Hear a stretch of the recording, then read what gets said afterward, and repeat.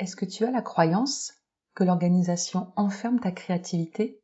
Je constate trop souvent l'opposition entre créativité et structure. Je suis convaincue qu'au contraire, la structure et des fondations solides favorisent l'espace de liberté pour la création. Dans ce nouvel épisode du podcast Tempo Féminin, je te propose 3 conseils pour structurer tes journées afin de libérer un flot d'idées inspirées.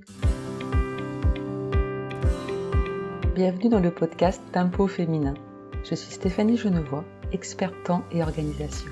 Tempo Féminin se veut être une source d'inspiration et de conseils concrets pour les femmes entrepreneurs, rêveuses et passionnées qui aspirent à plus.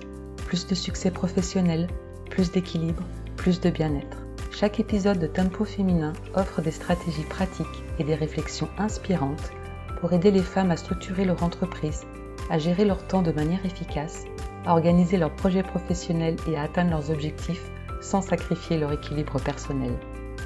Que vous soyez au début de votre parcours entrepreneurial ou que vous cherchiez à optimiser vos pratiques, Tempo Féminin est là pour vous guider à créer votre tempo vers un succès qui reflète vos valeurs et vos aspirations uniques.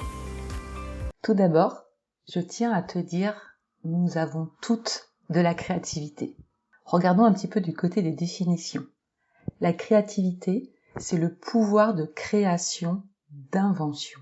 C'est à ne pas confondre avec l'artiste, la personne qui se voue à l'expression du beau, la personne qui pratique l'art, qui consacre la majeure partie de son temps à la création d'œuvres artistiques. À partir du moment où tu crées des produits, que tu conçois des services, que tu imagines ta propre méthode, que tu filmes des réels, que tu enregistres un podcast, que tu écris des workbooks, que tu élabores des formations, tu es une entrepreneure créative. Pendant longtemps, je n'ai pas eu conscience de ma propre créativité car je confondais créativité et activité artistique, comme les peintres, les musiciens, les écrivains. Je t'invite à me dire en commentaire si tu es dans cette situation toi aussi. Je ne voyais pas que ma capacité à faire des liens entre de nombreuses informations, à les analyser pour en tirer une solution nouvelle, sur mesure, était une capacité créative. Il y a un livre dont la lecture m'a particulièrement marquée et qui m'a permis de reconnecter avec ma nature créative. C'est « Libérez votre créativité » de Julia Cameron. Je te mettrai la référence en description du podcast si tu souhaites le découvrir. Je ne vais pas te faire ici un résumé de ce livre, mais seulement te partager ce qui m'a servi et pourrait te servir à ton tour, allié à mes conseils en gestion du temps. Et l'idée, c'est toujours dans la même direction, cette direction que j'explore avec toi dans ce podcast, mettre la structure au service de tes projets, au service de ta créativité. Le premier conseil, c'est d'allouer des créneaux pour la créativité. C'est le point qui peut sembler le plus contre-intuitif et pourtant le point essentiel. Dans tes journées, qui peuvent vite devenir une suite sans fin de tâches à accomplir, ta créativité n'a plus d'espace. Elle s'étouffe et s'éteint petit à petit. Un minimum de discipline est le bienvenu pour te faire un planning à l'avance afin de garantir des plages bien définies qui lui sont consacrées. Pour trouver l'équilibre entre la spontanéité créative et une saine gestion du temps, ça commence par la planification. Il est crucial d'allouer consciemment des créneaux horaires spécifiques à la créativité dans ton emploi du temps. De bloquer des moments sacrés où tu pourras plonger pleinement dans tes idées et laisser libre cours à ton imagination. Ceci sans être parasité par d'autres tâches, d'autres pensées. Ces créneaux, c'est vraiment pas une perte de temps. Ça, c'est vraiment important de le percevoir plutôt comme un investissement dans l'innovation pour ton entreprise. Après, à toi de voir si c'est 1 heure chaque matin ou une après-midi dédiée chaque semaine. Mais ces moments dédiés à la créativité vont te permettre de libérer ton esprit sans pour autant négliger les autres engagements. Il est important aussi de créer de l'espace pour nourrir et stimuler ta créativité. Julia Cameron, dans son livre, propose d'intégrer dans la routine du matin les pages du matin. C'est un exercice qui peut sembler un peu fou, ennuyeux ou inutile, mais qui va vraiment avoir un gros impact. Ça consiste chaque matin à écrire 3 pages de ce qui te vient, sans vraiment aucun jugement, sans te dire que ce que tu vas écrire doit être pertinent ou intelligent. Ça permet de faire taire ton saboteur interne et de laisser les commandes à ton inconscient. Au travers de ces pages vont ressortir tes besoins, tes préoccupations. L'idée, c'est vraiment d'écrire ce qui vient, n'importe quoi, laisser aller les mots pour faire ressortir petit à petit tes besoins, tes préoccupations et faire émerger des choses auxquelles tu n'aurais pas pensé consciemment. Cet exercice a comme bienfait de laisser de côté ton cerveau logique et de faire de la place à ton cerveau artistique. Celui qui aime connecter des informations qui n'ont à première vue pas grand-chose à voir ensemble. Deuxième temps que tu peux planifier dans ton agenda, c'est des rendez-vous d'artistes. L'idée est de s'octroyer au moins un rendez-vous hebdomadaire avec l'artiste qui est en nous. Cet artiste, c'est un enfant. Il a besoin de jouer, de se faire plaisir, d'avoir des temps de qualité. Écoute ses envies. Fais taire un petit peu l'adulte trop sérieux. Offre-toi ces espaces de jeu, de découverte. L'idée d'aller voir une exposition, un spectacle, un concert, sans aucun objectif de productivité, de rendu, de délai à respecter. Juste d'ouvrir un espace pour nourrir ton inspiration. Ça aussi, c'est un temps que tu investis, ou peut-être tu as l'impression de ne rien faire, mais en fait, il y a des choses tellement importantes qui vont se jouer dans ton inconscient et qui vont ressortir à un moment donné avec des belles idées. Deuxième conseil, utilise des outils de gestion du temps créatifs. Pour ne pas faire rimer organisation avec obligation, je t'invite à être créative aussi dans les outils de gestion du temps que tu vas utiliser. Teste et amuse-toi à les colorer à ton image.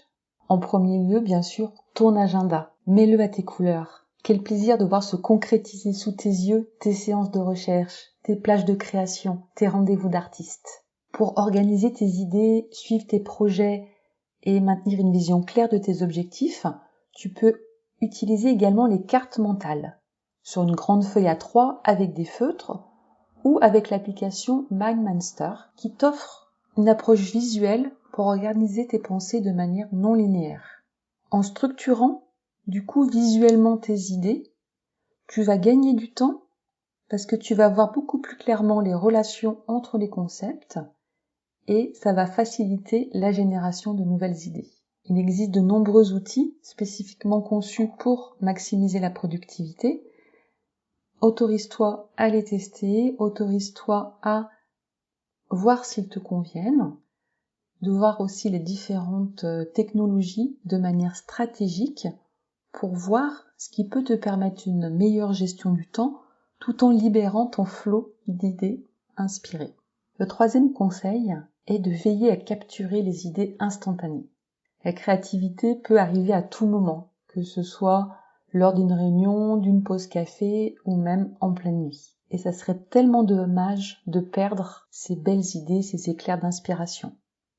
Aussi, je t'invite vraiment à développer le réflexe de capturer ces idées instantanées. Pour cela, tu peux avoir tout simplement un carnet d'idées, toujours sur toi, dans ton sac, un petit format dans lequel tu vas noter quelques mots et sur lesquels tu pourras revenir ensuite pour développer cette idée. Tu as aussi des applications comme Evernote qui vont faciliter justement la capture d'idées spontanées.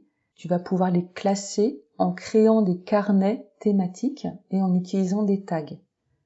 Donc là ensuite, quand tu vas être dans une séance créative qui est planifiée dans ton agenda, tu vas aller pouvoir consulter soit ton petit carnet papier, soit les différents carnets thématiques que tu as pu créer dans ton application. Saisir une idée sur le vif, ça peut être aussi d'enregistrer un message vocal. Moi, ça m'arrive très souvent, dans la salle de bain, d'avoir des idées comme ça qui germent, et à ce moment-là, j'allume mon enregistreur vocal sur mon téléphone, et je me fais une note vocale pour ne rien perdre. Tu peux également prendre quelque chose en photo, s'il y a un objet, une situation, un décor qui t'inspire, de prendre en photo pour en garder la trace. Également, je t'invite, dans ce flot d'idées inspirées, d'aller également spontanément créer du contenu. Par exemple, pour tes réseaux sociaux, c'est le moment idéal pour faire une story face caméra ou d'enregistrer une mini-vidéo de 30 secondes d'1 minute pour en faire ensuite un Reels. Un conseil transversal qui perdure, bien sûr, c'est la persévérance et la constance. Ces deux amis sont la base pour atteindre un objectif, quel qu'il soit. Elle s'applique également à la créativité. Si tu es prête à adopter cette approche équilibrée, je peux t'y aider. Je t'invite à réserver un premier appel offert pour découvrir comment créer ton propre chemin vers le succès entrepreneurial. Je te mets le lien en description et tu peux aussi m'envoyer un message privé sur Instagram ou Messenger. J'espère que ces quelques idées t'ont convaincu que le temps est un outil de liberté au service de ta créativité. Pour moi, l'ennemi numéro 1 serait plutôt le perfectionnisme. Il t'empêche d'aller de l'avant en te focalisant sur des mini-détails, tandis que la peur t'empêche de démarrer ton projet.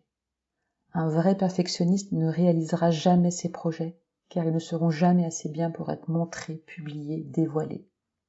Alors n'aie pas peur de faire des erreurs, d'avancer à petits pas, de recommencer, de passer à l'action avec ton propre tempo, zen et efficace, comme je t'y invite chaque semaine dans ce podcast.